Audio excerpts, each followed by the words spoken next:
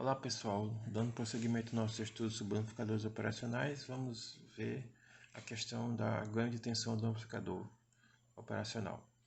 Então aqui nós temos a representação clássica do amplificador operacional, EI a tensão de entrada, o sinal de entrada na realidade, e E0 o sinal de saída e AV o ganho de tensão.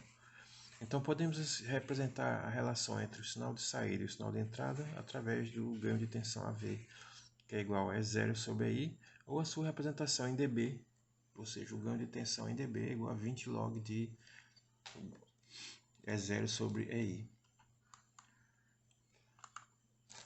Um ponto interessante de observar é que quando temos ganhos elevados, é mais interessante expressá-los em dB do que em seu valor real. Fica mais fácil de entender. Então, essa tabelinha é bastante prática, onde para um ganho igual a 1, nós temos dB, o ganho dB igual a 0. Então, para um ganho unitário, nós temos dB igual a 0. Para um ganho igual a 10, nós temos um ganho em dB igual a 20. Para um ganho igual a 100, nós temos um ganho em dB igual a 40. E para um ganho em 1000, nós temos um ganho em dB igual a 60. De onde calculamos isso? Dessa expressão em que o ganho em tensão for 10 elevado a n, o seu ganho em dB é expresso por 20 vezes n. Por exemplo, para o ganho igual a 100, n igual a 2, 20 vezes 2, 40 dB. Para o ganho igual a 1000, n igual a 3, 20 vezes 3, 60 dB. Então, para ganhos elevados, a gente representa esse ganho em dB. Fica mais fácil de haver uma compreensão da totalidade do ganho. Outro ponto fundamental é a relação entre a resistência de entrada e a resistência de saída.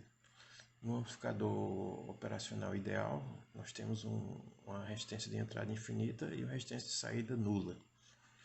Entretanto, temos que fazer algumas considerações. Aplicando o divisor de tensão nessa figura, lembrando que nós temos aqui temos a fonte, o amplificador e a carga, nós temos que a tensão sobre o resistor R1 é dada por R1 vezes a tensão da fonte Vs dividido por R1 mais Rs. A partir daqui podemos tirar algumas considerações. A primeira delas é que se a tensão sobre R1 for 90% da tensão da fonte, nós temos que R1 é 9 vezes Rs. Se R1, a tensão sobre o resistor R1, for 99% da tensão da fonte, nós temos que R1 é igual a 99 vezes Rs. E se R1 tender a infinito, a tensão sobre R1 será a tensão da fonte. Então, daí podemos tirar uma conclusão de que quanto maior for a relação, quanto maior R1 for em relação a Rs, maior será a proporção de Vs aplicada sobre R2. Então, quanto maior R1 em relação a Rs, mais tensão da fonte recairá sobre R1. São um ponto-chave. A partir daí temos outra questão, que essa também é importante. A partir daí, para minimizar a atenuação do sinal aplicado à entrada do amplificador operacional, é necessário que a resistência de entrada do amplificador operacional seja bastante elevada, ou seja, muito alta. No caso do amplificador ideal seria infinita. Isso com relação à saída da fonte. Isso é outro fator importante que devemos ter. Lembrando que estamos sempre aplicando analisando em termos da figura 1. Na figura 2, nós temos uma relação entre a corrente na carga, a potência na carga e a tensão na carga. E a relação é RL sobre RT. Lembrando já que RT já é a resistência no amplificador e RL é a carga. Então, quando RL, a relação RL-RT é igual a 1, nós temos a maior transferência de potência para a carga.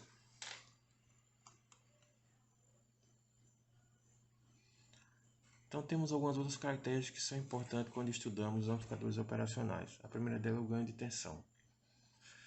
Então, para sinais, para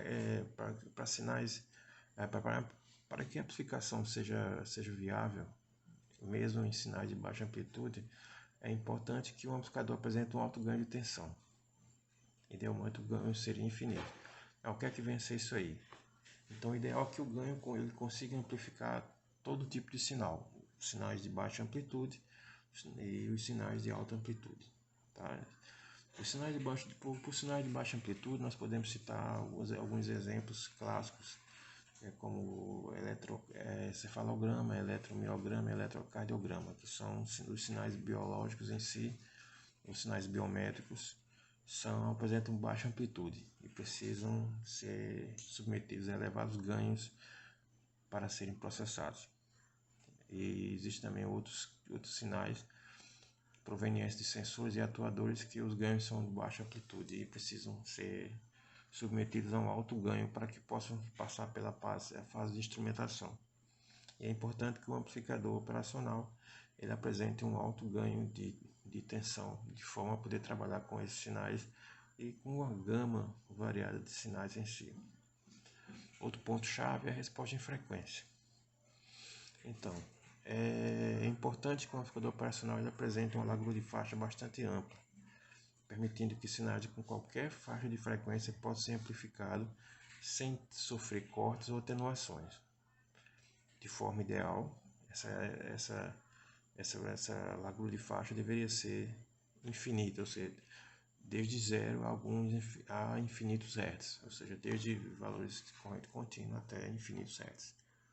Então, os datasheets geralmente informam a largura de faixa como a informação para o projetista. Então, se for verificar no datasheet e amplificadores operacionais, eles darão a informação em forma da BW, ou seja, bandwidth, ou seja, largura de faixa. Outro ponto-chave é a questão da sensibilidade à temperatura ou drift. Então, como todo semicondutor, as variações térmicas alteram as características elétricas do amplificador. Esse fenômeno nós conhecemos por drift, e no amplificador operacional ideal, ele seria imune nessas variações, mas na prática isso não ocorre. Os amplificadores operacionais reais, eles sofrem variações decorrentes das variações de temperatura que afetam a sua performance. Quanto à alimentação, os amplificadores operacionais geralmente são projetados para trabalharem com fontes simétricas.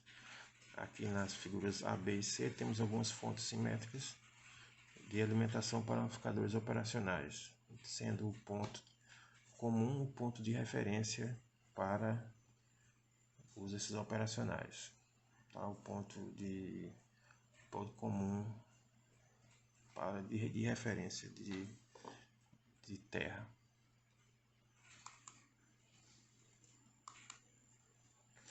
A partir daí temos algumas definições que são importantes, temos em mente que é a questão das décadas e oitavas. Então, quando se trabalha com amplificadores operacionais, nós temos que ter sempre em mente essas coisas. Então, afirmamos que uma frequência F1 variou de uma década, quando F1 assume um novo valor F2, de forma que F2 é igual a 10 vezes F1. Então, aí temos a variação de uma década. Generalizando, nós teremos que a frequência F2 é igual a 10 elevado a n vezes F1. Uma frequência F1 varia de n oitavas se F2 é igual a 2 elevado a n vezes F1. Então, essas são relações matemáticas que nos ajudam a determinar décadas e oitavas quando fazemos análise em relação às frequências. Então, esse é um outro ponto-chave que se tem que ter na hora quando se estuda amplificadores operacionais. Isso é importante antes de partirmos para estudar os circuitos inversores, circuitos não inversores, filtros, integradores, derivadores, somadores, etc. Então, a partir daqui nos exemplos temos ter algumas considerações que são interessantes. Aplicação das fórmulas. Então, determinar quantas décadas separam as frequências de meio Hz a 50 kHz. Então, aplicando a fórmula direta, nós já temos F1 igual a 0 a meio Hz e F2 50 kHz. Temos que F2 igual a 10 elevado a n vezes F1. Substituindo os valores na fórmula, nós chegaremos que n igual a log de 50.000 sobre meio, sobre 0,5, que n igual a 5 décadas. Tá? Aplicando a fórmula diretamente e aplicando a questão do logaritmo para achar o valor de n. No exemplo 2, se F2 está 8 oitavos acima de 1 kHz, acima de F1 igual a 3 Hz, pede-se determinar F2. Ora, temos que F2 igual a 2 elevado a n vezes F1. N igual a 8, que é 8 oitavas acima, e F1 igual a 3 Hz. Substituindo os valores aqui, teremos que F2 igual a 768 Hz. Aplicação direta da fórmula, bastante simples. Como exercício de fixação, deixamos quantas décadas existem entre 1 Hz e 1 kHz, quantas oitavas existem entre 1 Hz e 1 kHz, e a frequência F1 está 5 oitavos abaixo da F2, determine F1. Então, estes são os exercícios que eu deixo para vocês. Obrigado, pessoal. Até a próxima aula e um abraço sideral.